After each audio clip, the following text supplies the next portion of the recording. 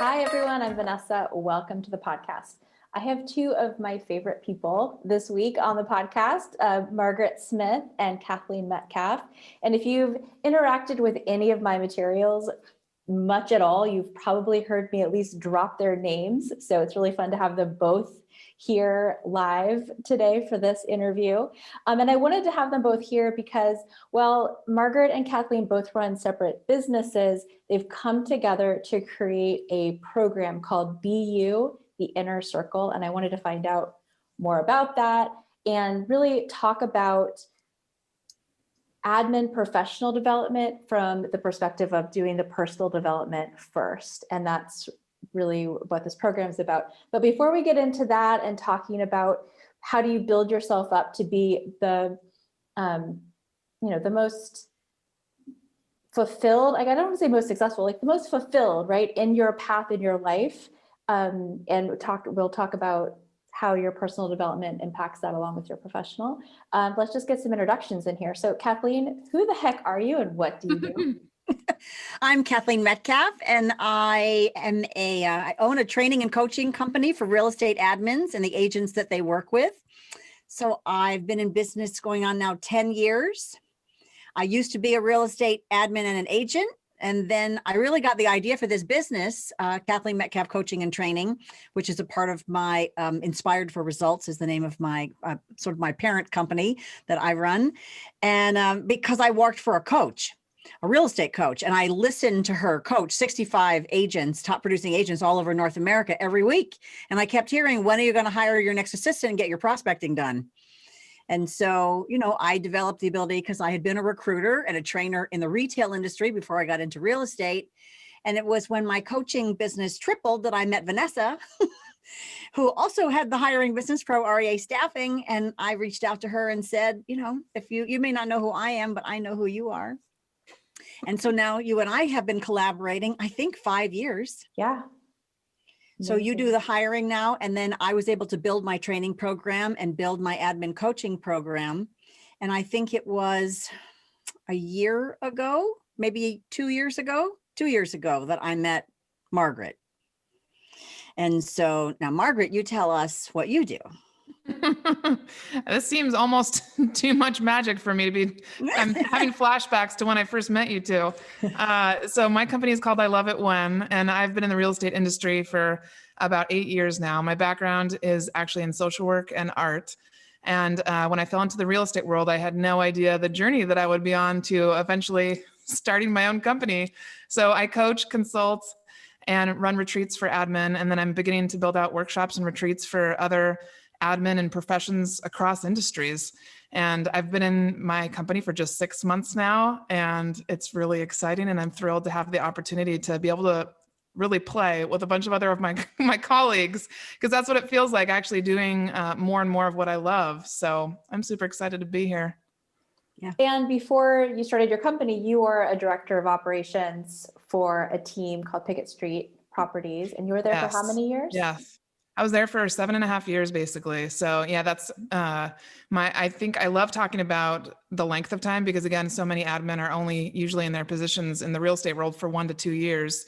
And so a lot of that speaks to just how hard both myself and the owner, Jesse D. Moore, worked to develop our partnership. And that's a lot about what that's the content that I teach and speak about a lot.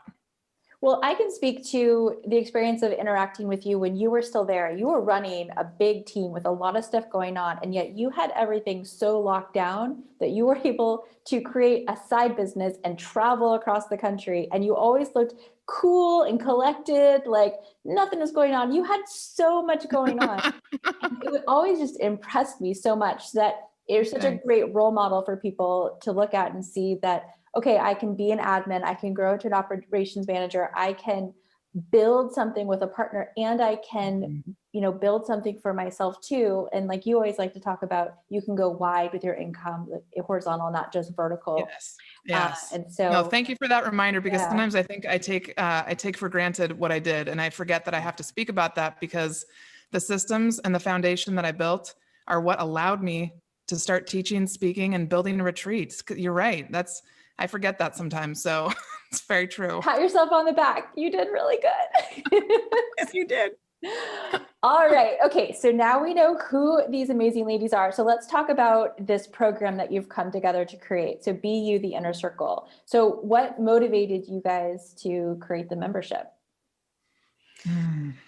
So I'll talk first because then I want you to talk about the Be You part, Okay. Margaret. So Margaret and I have, been comparing notes for the time that we've known each other. And what we see is that admin come in talented, motivated, and they are able to work with the tools they have. If there are tools, they try to put together a system, but there's all this often chaos or reaction, very high reaction in their jobs.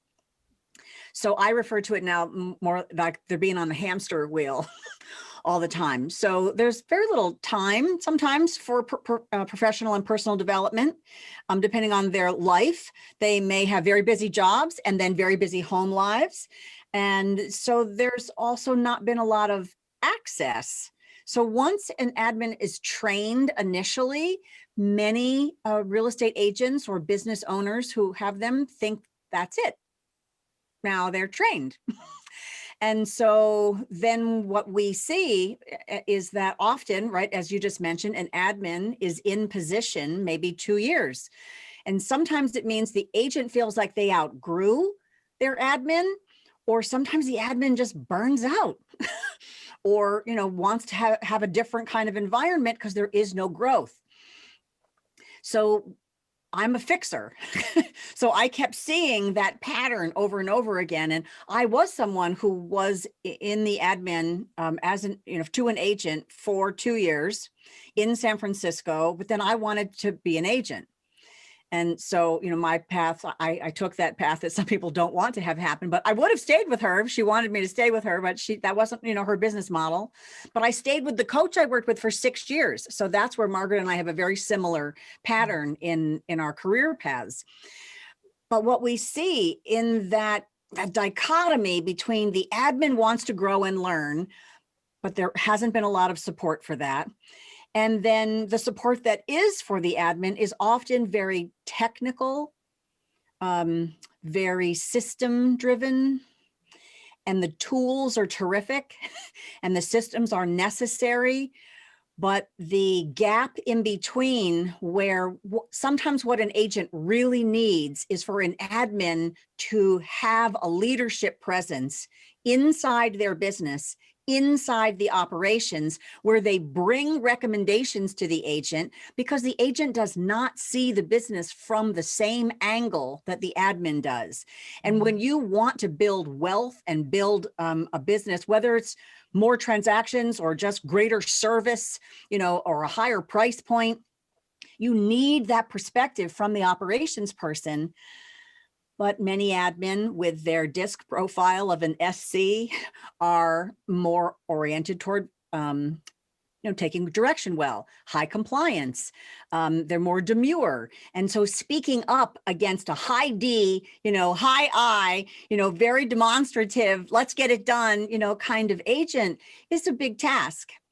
And so, fierce conversations and Susan Scott and being able to speak up, in ways is reading the book is one thing. Maybe someone got to take a class, but actually putting all of that into place is a whole nother, feat.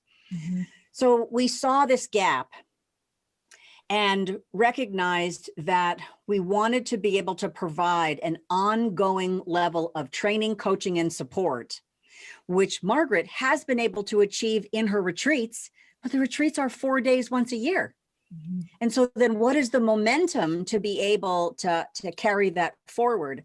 So, I want Margaret to be able to talk about, her retreats and what she developed, and then also how we came up with Be You, because that has a great story. Yeah, Margaret, go for it. So the thing, you made me realize I love the way you described what we're doing. And what immediately came to mind was, so if you put me in front of a CRM, talk about the years I've been in the business and the experiences that I've had, but even if you put me in front of a CRM 5 years ago, and you think about the level of confidence that I had and the knowledge that I had, and then put someone else in front of the same CRM with, let's say, the same level of knowledge, but less confidence. There's going to be a different outcome. And I like talking about that in my class because it really helps the real estate agents understand what I'm talking about in terms of personal development. When we talk about soft skills, when we talk about confidence, empathy, emotional intelligence, leadership, all these kind of gray areas that don't have definitions, I think it makes it really hard for the agent as an owner to say, how do I define the value? How can I say that sending my admin to Margaret's retreat for $1,340 is going to bring value to my business? And so I really love talking about the specifics of it because I essentially was like my own testing ground for 8 years.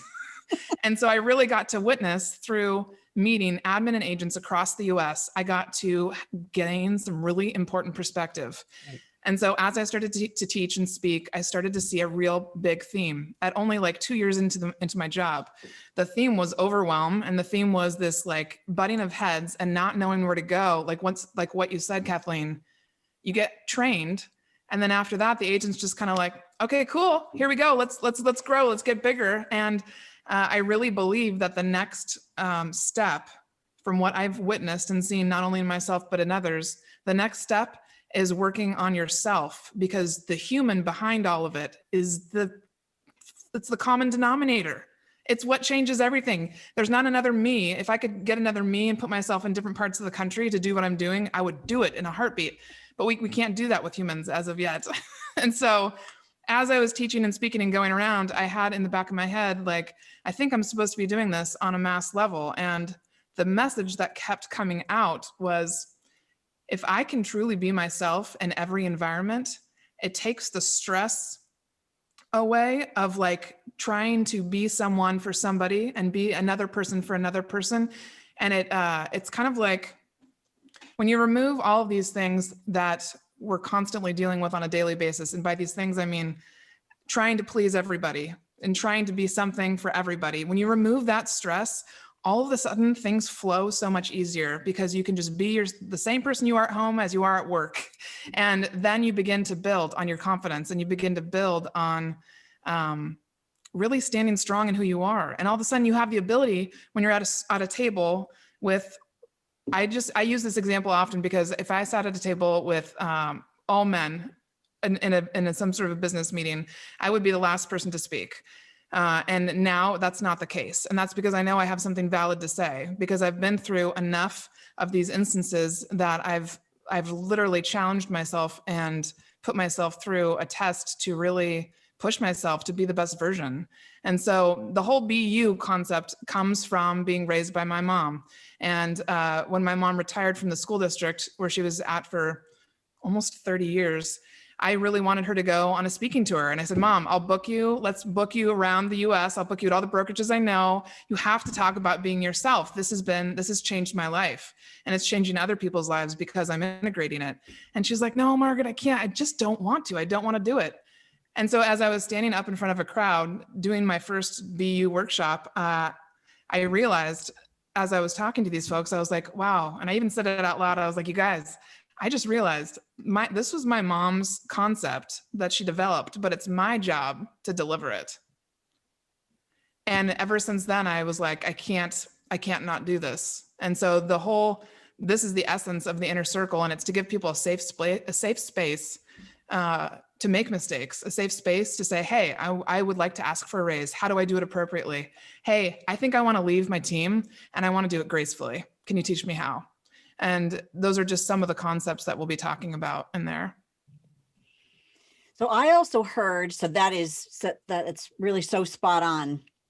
And the results you've seen from the Pacific Northwest Operations Retreat, where these admin came, met with, Gary John Bishop, Susan Scott, May Engels, and have had access to interact with thought leaders, with these authors, with other admin who had different kinds of experience, because admin are often an island. Mm-hmm. Even if they're in an office, right? Back when we used to be in offices in person, even if they're in an office with a bunch of other admin, those admin work for the agent's competitor. Yep. It's similar but different. It's not like working for Google or Starbucks where everybody's on the same team. We're all trying to sell more coffee, right? We're all trying to, get more Chrome users. Like, it's different. And so therefore, and some agents say to their admin, and rightfully so, we want you to protect the intellectual property of how we do business here. So you're not supposed to share and talk and problem solve. So then where is their community? To be able to really grow and learn how to handle different kinds of difficult clients and be able to learn how to onboard and then manage what used to be one agent, now is 3 agents, and now there's 5 agents, and now there's all these personalities, and they're not compliant, they're not following the checklist, and how do they learn to be with that? And then I would hear agents say to me, so I grabbed my notebook because I was thinking, I want my admin to take more initiative. I want them to take the ball and run with it. I hear that. Can you coach them how to do that? I talk to a potential new client. What do you want out of your next hire? They need to, they also mean to say have leadership skills, but they don't usually articulate it that well. But yeah, they want them to take initiative. They want them to push things forward, and they want them to be a leader in their role.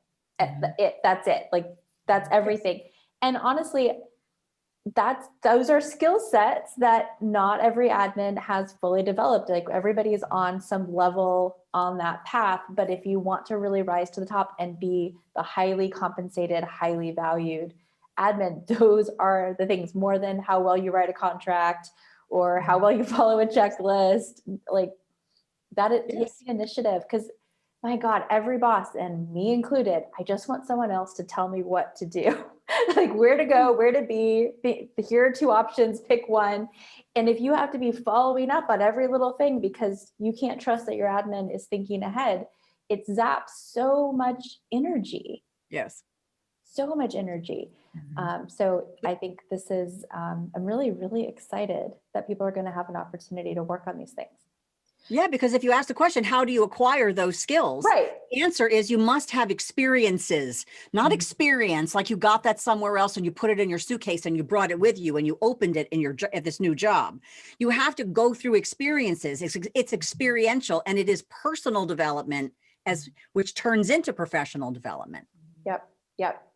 Okay, so let's talk about let's talk a little bit more about some of the challenges admins face as they're trying to navigate their personal development in a real estate office.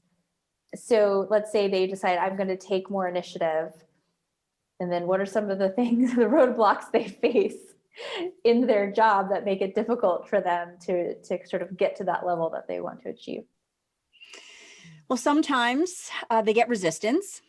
Even though the agent says that's what they want, it is new for them to have someone not agreeing with them or trying to create order out of their request/demand for reaction.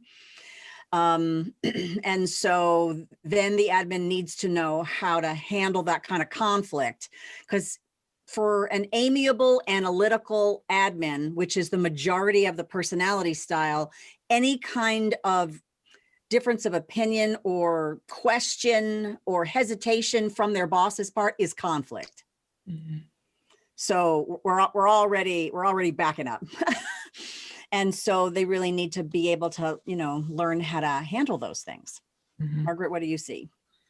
Yeah, exactly what you said. Initiative. I go first to what's your definition of initiative? So I like to ask questions. And I told Jesse, the owner of Pickett Street, back when I first started, I said, here, I'm kind of like Shirley Temple. And I loved Shirley Temple growing up because they called her the one take Shirley. If you told her something once, she would do it right every single time, every script she had memorized. And I told Jesse, if you explain it to me once, I promise you won't have to tell me again, which is like music to his ears because he hates explaining things multiple times over and over and over and over. And any owner would, because you want to move on to the next thing. And so by making him that promise, then it also opened the door for me to say like, okay, well then I'm going to bombard you. It's going to feel like that at times with a lot of questions because I want to know what taking initiative means to you. I want to know like, where's the line? At what point do I not take initiative? And do you want me to come to you first before I spend $500? So it's all about understanding expectations. And so if someone were practicing taking initiative, I would literally go through them with their tasks. And I would say, okay, what tasks do you have where you could show your boss that you are doing something before they're even asking for it? And the other part to that too is honestly, like, taking initiative can't happen really until they understand your business, which is usually not until about 1.5 to 2 years in. So there's a lot of patience that plays into it. And I think the expectation of the boss is often like, they're not taking initiative. We're only 4 months in. And I'm like, they don't know you yet. How many times have you sat down with them? Well, maybe once a month. We don't meet every week because we're so busy. Okay. That's the first step. We got to slow down to speed up. I got to get into your head. And to get into your head, I got to be in the seat next to you in as many meetings as possible. And so I told Jesse, like, can I just come with you to every listing appointment for the first couple months? I want to know how you speak. I want to know how you think. I want to know everything. And so he opened the door and let me in. And I think that's a big part of it. And learning how to take initiative is if I'm going to take initiative to impress Kathleen or Vanessa, I have to know how you think so that I can think one step ahead of you. And I'm so glad you brought that up, because I know that this is a real struggle for agents when they hire, especially their first admin, like opening up themselves, just sharing their calendar. Someone else is going to know where I am every hour of the day. Somebody's going to see my emails. I mean, it's a leap forward as a business owner in their own professional growth to let somebody else into their life in that highly intimate way. Absolutely. And there's a dance that goes through, like, it's not necessarily automatic. Who was it? Oh gosh, I'm blanking on her name. The woman who spoke, the admin who used to work for Simon Sinek. Monique talks about this. Yeah, she talks about earning the trust and gently pulling back the layers and that kind of thing. But I think it's so valuable for business owners to know that this is part of the deal. You can't expect them to take initiative if you lock them in the other room and don't talk to them. Like, it doesn't work that way. Right. So thank you for bringing that up. That's super. Yeah, valuable. No, it's like, I love how Monique puts it. And I used to tell Jesse, it's like, I'm building blocks of trust with you. And it's part of the reason why I pay so close attention to detail, especially in the beginning of any partnership. I always follow through. I always follow up. I always do the task, because every time I do, it would move Jesse and I one step further in our partnership together, because he would know, okay, if I send this email to Margaret, I 1,000% know she's going to do it. Don't have to think about it again. And in the beginning, that's incredibly important, because that is the foundation of the trust. And once you have that, then you can play. You can totally play. And it's so much fun when you have that kind of trust. I was thinking about this on my phone.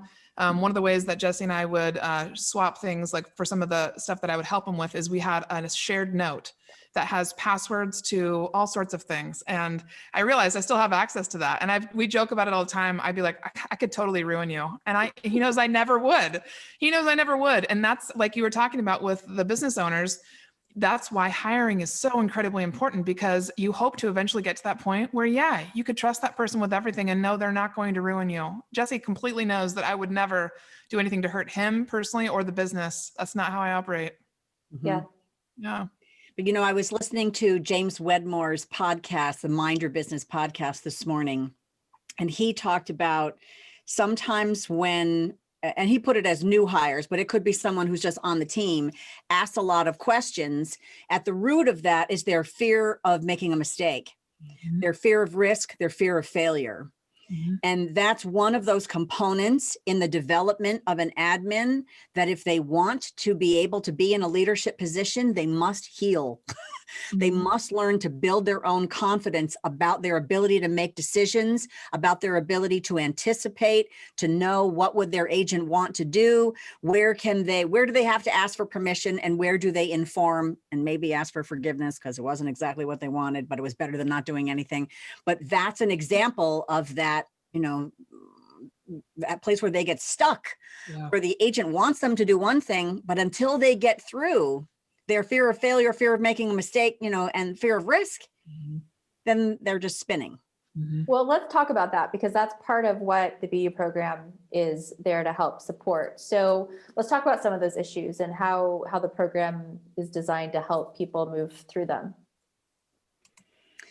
So Margaret and I studied, well, the three of us studied, right, with Stu McLaren about in Tribe about how to create memberships and ways in which that match what your audience needs. So as we've all observed, here are the complaints, here are the frustrations, here are the pain points. And so, okay, what are the solutions? And where have we had success? So we used part of the success path that we created from Margaret's PNW retreats, because she's had them for 4 years. And I have personally met all these different admin who have gone through the retreat, who have gotten promoted, who have been able to hire people, who have been able to build systems, who have at some point sometimes created their own companies or have expanded horizontally what they can do inside their business. So inside that success path model, we did come up with a 6-part success path that we'll share as a download. And for those of you that are looking at the video, we'll put it up on the screen, that we listed it as name it, claim it, own it, activate it, optimize it, and reflect on it. And so every 2 months over the course of a year, we're going to work with our members to be able to get some self-awareness. Where are you? Where is it that be clear on where you want to go? Really be able to own the fact that you're now going to take responsibility, and what are those actions look like? What are those milestones? So that you can then activate it and be in practice. You can optimize it to be able to take something to the next level. And then at the end of the year, be able to see how far have you come? Where is the satisfaction of where you are? And now what's next? Because we hope that people will stay in membership with us year after year. But that's how we've designed for them to have stages and experiences with reflection, progress, and support to be able to create breakthrough and be able to get to a new place for where they want to go. I love that. This is so smart, because everybody's obviously on their own path and at their own stage in their journey. And you've found a way to bring all of these people together to go through their own personal development journeys, but to have accountability and support and community at the same time. And I think that's just brilliant. Cool. Now, I read somewhere on the website, there's an accountability piece. Let's talk about the kind of the level of interaction and support people get as they're going through the program. Margaret, and I talk think about the master classes too. Oh, yes. So with the accountability, it's definitely become clear that not only being held accountable for what we have on our goals for the year, but helping learn how to keep other people accountable is also a leadership skill. And so we talked about accountability groups and what we wanted to look like, and we want it to be no more than 12 people in each group. So about the size of a regular admin mastermind. And then we want them to switch out every 2 months. And part of that is so that we can get to know other people in the membership and develop more of a relationship with a number of people, because that is key also to development, is having a wide network. And I think a lot of times people don't realize that networking is so critical to actually growing and having perspective about yourself and the business. And so the accountability groups will be assigned, and then they'll be switched out every 2 months. And along with that, we have the masterclass trainings, which are going to be quarterly trainings where we bring in speakers that are typical of the speakers that I bring into the PNW operations retreat. And so the thing that I have found to be really interesting and critical to the success of the retreat is that there is this overwhelming underlying theme that I've found. And that is that admin, doesn't matter what title you have this idea that they're not worthy of really unique and awesome experiences. I'm not quite sure why, but it's an overwhelming theme. And so the purpose behind the retreat has been to create extraordinary experiences so that people realize that they are worthy of those experiences. And then they turn around and they begin to create those same experiences for their team, their company, their community, their family. And so I like to bring in people that get people saying like, oh my, how did you get that person? How much did it cost? You were willing to spend that much money on someone? And yes, because bringing in a speaker to a room of only 40 people is an incredible experience where you realize, oh, I'm so much more powerful than I thought I was. Like Margaret did this for me. I know that I have the ability to do it because she showed me. I tell people how I do it. I don't hide that. And I think that's a really important piece. So the masterclass training so far, we have Enmay Mangles that Kathleen mentioned. She's a strategic intuitive advisor. She'll be coming in. And then we also have Jennifer Beatles, who's a completely financially free female investor. And I'm really big on also talking to admin, like I said earlier, about how to grow their wealth, not only vertically with their salary, but this way, like Monique Hellstrom talks about the width of your multiple income streams. What does that look like? And yes, you can do that. And yes, you should be doing that. So it's going to be really interesting to see how this changes our experience with the retreat throughout the year, because I definitely have people come back to me that say, like, can we get together again this year? Like, I know we don't have to plan another retreat, but can we get together again? How do we keep this going? And I think this is really the solution. And I'm super excited to see what happens in people's roles, because I have agents that come back to me and say, what the hell did you do to her? Like, she's taking charge.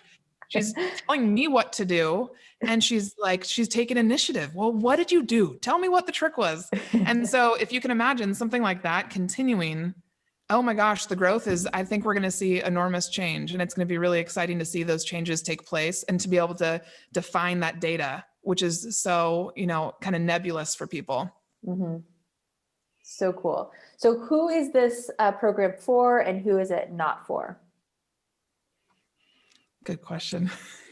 Kathleen, I'll let you talk about that. Yeah, so I'll put up the second flyer because we'll have this attached too. So we have that you should have some experience in the operations role that you have. And we didn't put any time frame on that, but we're not teaching you the basics about how to be an admin. So this is where you have some experience that you're a really motivated beginner, but that this is, you want to jump in and you want to grow and you really want to be able to learn from others and share what you know, and that you're curious and open-minded, that you want a community of high achievers.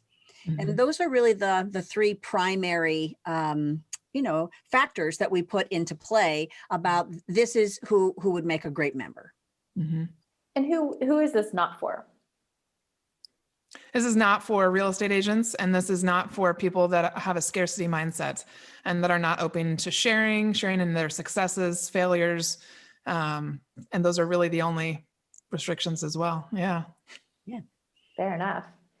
And so you're opening the membership for a week. People can sign up for a week and then it's closed. So whoever signs up, those people are together. There's no rotation in and out of the group, and yet they're together for a whole year, right? Yes. Perfect. And we wanted to have community as a whole and the accountability, groups of up to 12. So that when we would meet, and this is all virtual, right? So we may have the opportunity to meet in person, but it's okay if we don't. So we can all meet on video conference and then break into breakout rooms. So there would be the breadth of a bigger network and the intimacy of a small group. And then the small groups, our plan is to have them rotate out every 2 months. So over the course of a year, you would have 6 small groups you would get to know. Right. Perfect. And do you anticipate most of the people who sign up will be paying for themselves for their own personal development, or they'll be their agent will pay for them? We wanted to make it so that the admin could pay for it. I mean, if the agent wanted to, that's a fantastic thing. But because we really wanted this to be focused on the admin and their personal growth, there's a certain piece to it that's, yes, we want to report back to the business owner, hey, this is what I'm learning in the inner circle. This is what's happening. But most of the accountability, or really 99.9% of it, is for the admin. It's on the admin, so that they don't necessarily have to go and report out. And so when you're paying for something yourself and you're putting the money on the table, you have skin in the game, it really comes back to you. And so we wanted to make it so that it would be affordable and possible. So I really thought about, back when I first started, all the way up until the end of my time at Pickett Street, what would be an amount that I would put forth to do something like this? Because if I had a group like this 8 years ago, I don't even know what I would look like now. Well, and we had 2 focus groups. And Yes. then we ended up bringing them together to close the circle. So we had 2 focus groups to ask them about what they wanted, what they were interested in, what would work for them. And so then we designed the success path, we designed the membership, and then we brought them back together recently and said, here's what we've designed. And in the focus group, they were like, where do we sign? This is like, we're so happy that you've done this. So Yeah. we really did try to listen and then design and then bring the solution that people wanted. But we have designed it primarily for the admin. Mhm. Our accountability is to our members. Mhm. And if anyone else is supporting them financially to do that, thank you very much. And we love you. Mhm. And we want the accountability to be in the admin's performance, in the way they show up in their life, and the way they show up in their work should be the proof of what they're actually learning. Mm-hmm. Yeah, my guess is as we begin to see progress and people begin to share changes and things that are happening, agents will be coming to us in droves. Because that's what's happened with my retreat is once they saw some of the effect and some of the impact. I'm very confident that that's what will happen. And I can see for agents who are growth minded how incredible this would be. I can also, if I'm going to play devil's advocate just for the fun of it here, like I could hear an agent saying, but like, why should I care if my admin is focused on achieving their own goals? I want them to focus on my goals. Like I pay them, like I want them to grow my business. I don't want them to leave me and go start their own thing. That sounds really scary. I don't want them to do this. So talk about that and that scarcity mindset and how that's impacting. Kathleen, I love that question. So I'll start from my perspective. So when we can start at the hiring process, right? When you ask a candidate, why is it that you're leaving your job? There was no promotion. There was no development. I didn't think they believed in me. I feel stagnant. So those are very common answers of why people leave a job. And so what is it that you're looking for in the new job? I really want a boss who believes in me. I really want someone to be they want training and coaching, right? So you and I figured this out, Vanessa. Oh, yeah. So, right. So we partner on, you hire them, I train and coach them. We can bring this together, but then they want it ongoingly. And what we also are looking at is the evolution and the revolution of what's happening in the real estate industry is that admin used to be clerks. They used to process paperwork, and then they used to answer the phone, and then they had more client interaction. So now they're relationship building. But if we really want these highly entrepreneurial agents to be able to live where they love most, which is in making a deal, negotiating, and being a market expert, then we need these admin to rise. And most companies, we have researched, spend 11% of their revenue on employee development. Except for real estate agents, because I guarantee you they're not spending that. But I think that's in the evolution in the industry. Yeah. Right. I mean, back when the MLS was a book that people kept in the office, right? So David Reckheimer and I were talking about that today. I remember that. I'm old enough. I remember that. In 2002, when I was a real estate admin, the multiple listing service went public, and the agents in my office that had been in business 20, 30 years were panicked that they were going to lose their place in the world. And so we learned that didn't happen. But this is part of that evolution where the real estate industry, in order to attract talent, to retain talent, and in order for the agent to really be able to flourish in their zone of genius, from Gay Hendricks at The Big Leap, they really need this kind of support. And then this is how we get there. This is how we invest in that for retention, as well as for really being able to take the business to another level. So let me just throw in one other little caveat. I was listening to Simon Sinek's podcast, and he had, I don't remember his position, but he was like the CEO of Gucci. Okay. And he talked about how in order to have a culture of creativity, you must reduce stress and fear. That makes sense. Yes. And in the fashion industry, kind of like in the chef and restaurant industry, there had been a tremendous pattern of fear and intimidation in the way in which people were managed. Mm-hmm. So I'm not suggesting that it's exactly like that in the real estate industry. I think there is an innocence from the entrepreneurs about really how to develop and build culture and be able to create internal promotion so that you retain talent and give it somewhere to go, because these aren't clerks anymore. They're not, I mean, some people are interested in being a transaction coordinator and they love that, or they want to be a marketing coordinator, and that's totally fine. But in order for a team or a business to really grow and flourish and be creative, this is part of how you get there. Well, and I would add to that, that this fear that somebody's going to leave you in the future, so you don't do things to develop them, or you don't hire the talented person in the first place because, you know, goodness forbid they leave you in 2 years, you are selling yourself short. Would you rather have somebody amazing there for 2 years who transforms your business and leaves it better than they found it, or have someone who shows up to work every day and does just the things that are on their checklist and nothing more and stays there for 10? Right. Who are you going to be better off hiring? Yeah. So the teams that I talk to who have built really good culture and who attract people, and it's really amazing. There's this cosmic thing. Some teams attract amazing people, and some teams are like grasping for anybody to please come and work for them. A lot of it has to do with that owner's commitment and belief in developing the people who are on this journey with them, and it makes a huge difference. And those teams are happier, they're more stable, they're more successful, they have a stronger bottom line, they're more liked and respected. I mean, you've got to get out of your little box, and it's not about me. When you hire someone, you got to put on your big boy pants and realize you are now a leader and a manager, and you are responsible for the people in your care, as Simon Sinek says. Yes. And it changes everything. So you either decide you're in that boat and you're willing to do that work and grow into that leader. And Kathleen, I'm so grateful for the work you do with agents to help them develop that new skill set that they absolutely must have. You either decide you're going to go on that path, or you don't hire somebody. I love that point so much. I think one of the things I say in my class is, it's okay if you don't want to be a leader. It's really okay.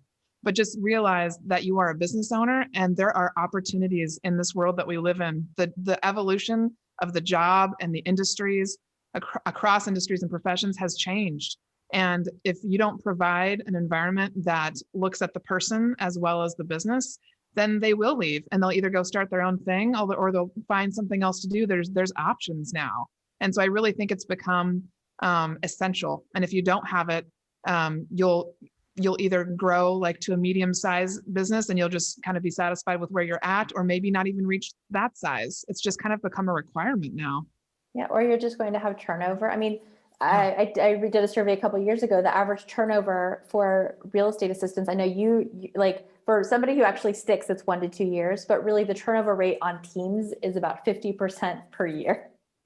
Wow. Which is horrifying. And I've shared that stat with a few business coaches just to test their response. And they're like, oh, that's like better than it probably really is. It's really bad.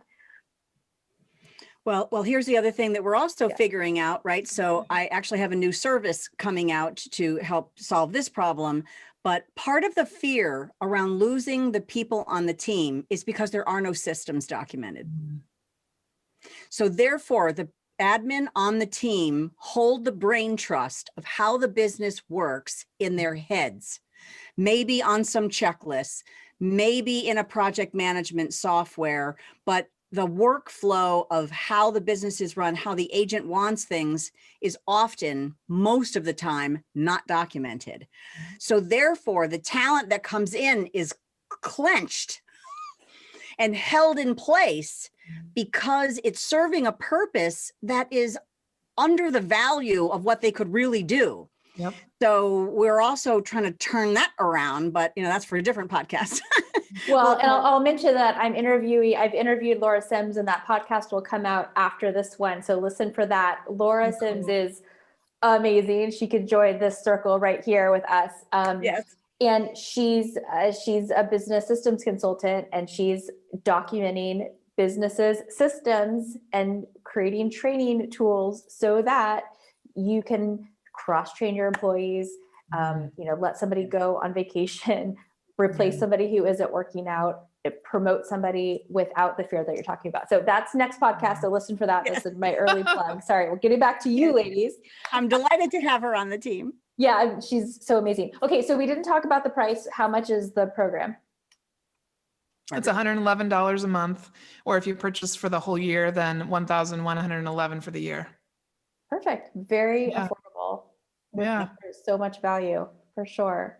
Yeah. And so what are the dates? Where can people go to sign up, and what's the time frame?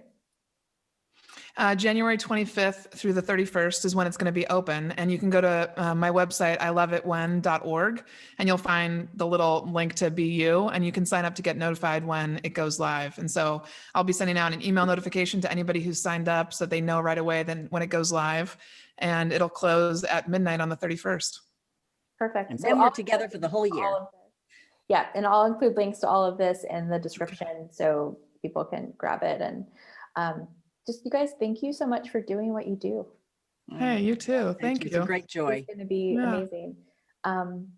Thank you. You guys, thanks for joining us for the podcast. Make sure to like and subscribe if you're watching this on YouTube, and share it with your friends if you're listening to this as the podcast. And don't forget to download these resources. We had a couple of visuals up if you're listening to this on the podcast. Those links will be in the description, and as well as the link to register. Thanks.